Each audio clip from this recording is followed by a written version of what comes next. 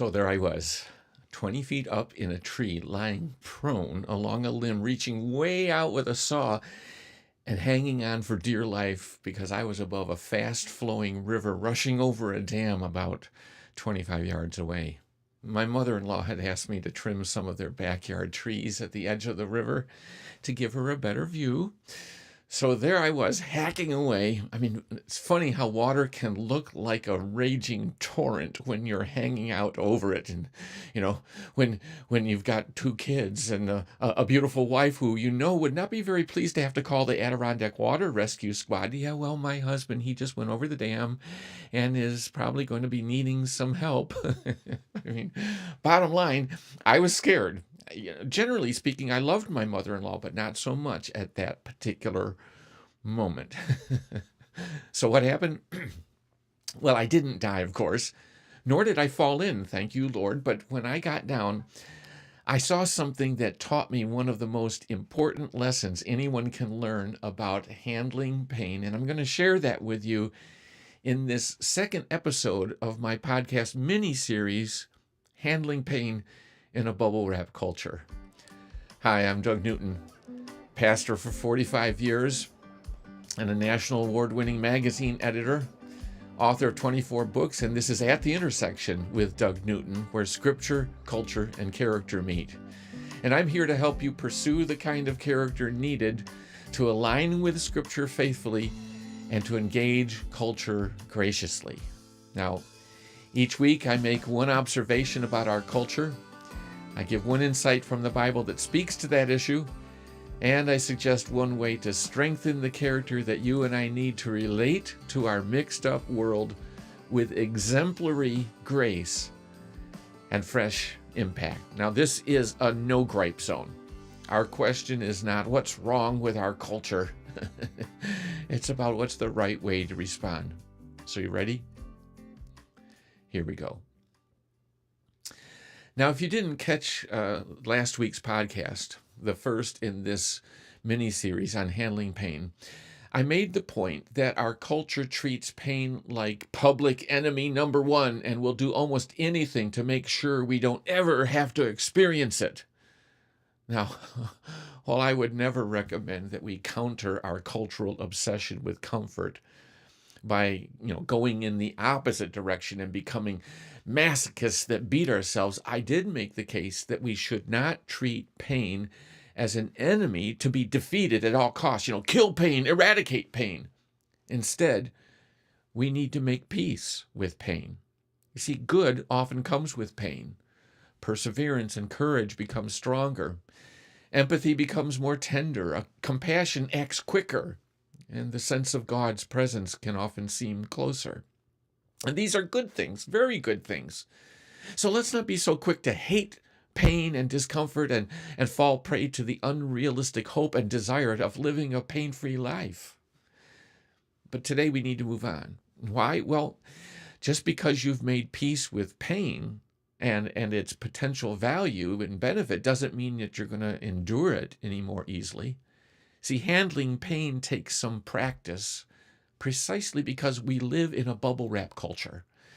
And we consequently have had far fewer occasions to face pain than the majority of our human family that live in much harsher conditions around the world. So, what am I recommending? Well, I recommend that we take a lesson from our culture. Wait a minute, Doug. I thought you said our culture has the wrong attitude toward pain, so why should we take a lesson on pain from our culture? Well, not a bad question, but remember I said that the culture has a wrong attitude. It has a warfare attitude against pain. I didn't say people don't have something to say about it or something we can learn from them about facing it. In fact, here's what we can learn. We can learn the use of distraction. Our culture is very skilled in the use of distraction when it comes to pain. The problem is the culture employs distraction in the attempt to avoid pain rather than to handle it. I mean, people use drugs to avoid any sensation of pain. And even if we are not drug addicts or reckless enough to use drugs recreationally, we still employ various forms of amusement or entertainment as a sedative. to just soothe us a little bit. It's amazing how many people make themselves feel better by buying some new clothes or buying some new toy or new equipment or going to a new restaurant. You name it, something new, something special, something to look forward to. As long as we've got a weekend of fun to look forward to, or something new to research or to bring home and unbox and intrigue us for a while, we can feel pleasure rather than pain. Sadly, that new thing is far too often a new intimate partner to provide the intrigue and stimulation, to kill the pain of boredom and routine in our lives. Recent research that's reported in The Signal, it's an online culture watcher newsletter, asserts that as many as 40% of all divorces occur due to infidelity of some sort, such as sexual or emotional affairs, internet relationships, pornographic habits. But even more sobering, nearly 80% of all divorcees, people who divorce, acknowledge that they had been unfaithful to their spouse. New and shiny things distract us for a while, but then they become familiar and the fascination fades and they lose their luster, and then we need something new again. But don't get me wrong, despite these observations, I don't want us to conclude that this distraction impulse is always bad. It isn't. It's just misdirected toward avoiding pain rather than handling pain. We should learn a lesson from BenGay.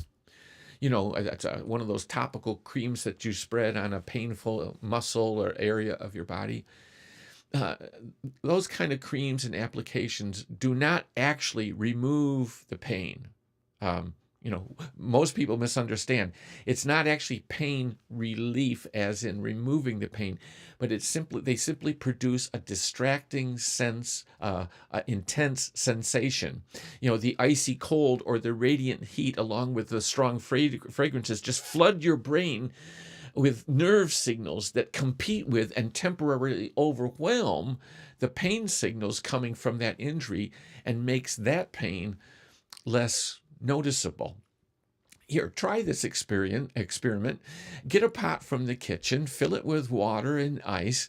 Let the water stand for a couple minutes so that the water gets ice cold. Then scratch the back of your hand with your fingernails just hard enough to make it hurt a little bit. Feel what it feels like. Plunge your hand in the water quickly into that, and you'll find that you won't actually feel the scratches on the back of your hand.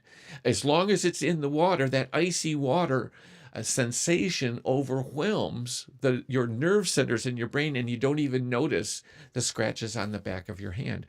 Your brain, the way it works, is going to pay attention to the most powerful sensation coming in. That's what BenGay does. And believe it or not, that's what you can do when it comes to handling pain. You can use distraction to force your mind to focus on something stronger than the immediate pain that you're feeling or the prospect of feeling that pain. That's why weekends work. They can take a person's mind off the pain of the boring job they hate or the gnawing sense of unfulfillment they may feel, just temporarily. The weekend. So think about employing that process when it comes to facing the pain that you're afraid to face. If you want to choose to do something that might take some courage or perseverance. After all, what is it that keeps you from doing the very things that might make your life more meaningful or more impactful or more faithful or more healthy or more sacrificial? It's the fear of how hard it might be, how hard it already is, and you don't want to have to keep going in that direction, or what you might have to give up, etc., etc. You see, distraction can work to help you handle that pain so that it won't feel as bad as you think it will feel, or maybe you won't actually feel the pain at all. That's exactly what I experienced when I was hanging out over the river on that tree limb. You see, I didn't even notice until I got down and saw my legs and felt the pain because I was wearing shorts, they were all cut up and bleeding. The bark of the tree was so rough, and apparently the branches had some kind of little thorns. I didn't even notice that my bare skin, my arms, the inside of my arms and my legs from gripping the tree, they were cut up as I was hanging on so tightly. I mean, they were bleeding and hurt, but I didn't even notice. Why not? Because my mind was entirely overwhelmed with one thing. I don't want to fall into the river. Hang on. Careful how you reach out. Keep your balance. Don't slip off, Doug. It's a long ways down. Don't let go. Don't fall. And I learned a lesson that day that has stayed with me all my life. A person can do a lot of things that are hard and even threatening if we keep in mind that something worse can happen if we don't. Doug, you're really telling me to think about something worse? That doesn't sound fun. Wouldn't it be better if we thought about something good happening if we go through the pain rather than something bad? Well, it may seem like that, but the question is, what has the most distraction value? You know, psychologists going back to Sigmund Freud acknowledged that at the most fundamental level of human action is this pain, pleasure, principle, or motivation. They also acknowledge that the prospect of experiencing immediate pain always wins out over the prospect of immediate pleasure when it comes to human behavior. And that also means that the anticipation of future pain still has the upper hand over the anticipation of future pleasure. Though the odds are not as great as in the case of immediate pain and pleasure. I mean, sometimes the prospect of future good, future pleasure can win the day. And we'll talk about that next week. But this week, I just want to stick with learning to handle pain by envisioning a greater problem if you don't press through the pain. Just like when I pressed through and accomplished my mother-in-law's request despite the scary circumstances that I faced. Now, as much as we may not like to think it, the Bible makes clear that our all-loving, all-wise, all-powerful God is willing to motivate people with the prospect of possible problems and not just the promises of potential pleasures. And if that doesn't sound very loving, just remember this is actually an important motivational tool of good parenting. You see, because we know it won't be good for Johnny if he doesn't do his homework. But sometimes the only way Johnny will respond is if we tell him he won't be able to play video games for the rest of the week if he doesn't get his homework done tonight. And so the prospect of not having screen time is far worse in Johnny's mind than the disagreeable prospect of spending 15 minutes working on his spelling words. But now also bear in mind that the Bible issues warnings that are much stronger than just losing some screen time. In fact, the book of Proverbs is full of those kind of something worse will happen warnings on everything from greed to anger to lust to foolishness to pride to laziness. In fact, here's laziness. This is Proverbs 6. Go to the ant, O sluggard, slackard. Consider her ways and be wise. Without having any chief, officer, or ruler, the ant prepares her bread in summer and gathers her food in harvest. How long will you lie there, O sluggard? When will you arise from your sleep? A little sleep, a little slumber, a little folding of the hands to rest, and poverty will come upon you like a robber and want like an armed man. And then it goes on to say, a worthless person, a wicked man, goes about with crooked speech. He winks with his eyes. He signals with his feet. He points with his finger. With perverted heart, he devises evil, continually sowing discord. Therefore, calamity will come upon him suddenly. In a moment, he will be broken beyond healing. Whew. And if that isn't strong enough, bear in mind, though it may not be culturally palatable, God uses the warning of death or the loss of his blessing as the most frequent something worse as he relates to his people. That's why the Proverbs also includes this famous verse, the fear of the Lord is the beginning of wisdom. You see, there's a principle here for handling pain.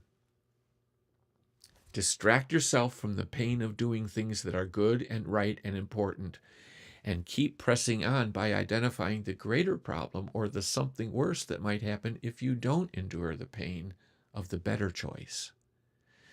This is not only effective when it comes to making good moral choices, but also in developing good character. I'm 70 years old right now on this video. My body is stiffening up. I'm not nearly as flexible as I was back when I was playing soccer at 20 years of age, and then when I was 30, and then when I was on to being 40 and 50 and 60. I mean, I hate stretching exercises. They are boring, they are painful, but if I keep a picture in my mind of being 80 years old, and being hunched over and tightened up and barely limber enough to go up and down stairs, I find it much easier to press on through the discomfort of holding a toe touch for a 10 count. I mean, it's helpful to create clear images of what might happen if you don't press through the pain.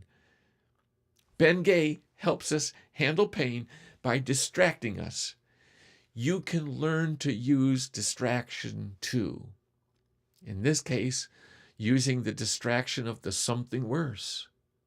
That can flood your mind in a way that will help you with the pain of doing what's right and good. You can BenGay your brain. Well, like I said, next week I'm going to give you another more pleasant way to use distraction. But for today, this is a good place to stop. And I've written another crosswalk for you this week. I want to give you some time to reflect on your own reaction to some pain or prospect of pain that you're facing right now that might be tempting you to back away from something important, something right, something good that you need to do, or a promise that you need to keep.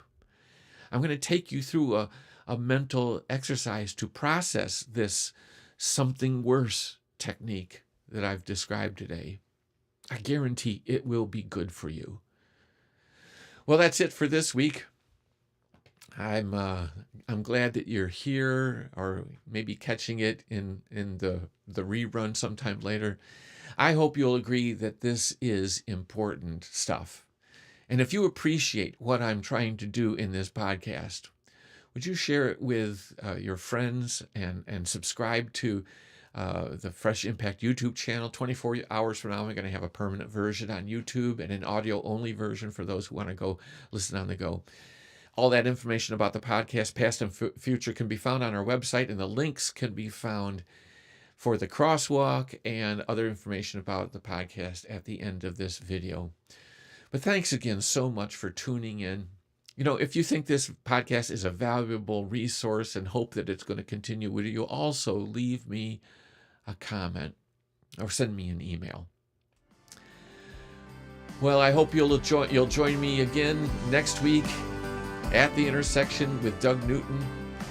I'm already looking forward to showing you another way to handle pain in this bubble wrap culture. In the meantime, remember, when it comes to handling pain, it doesn't hurt to imagine something worse. See you next week.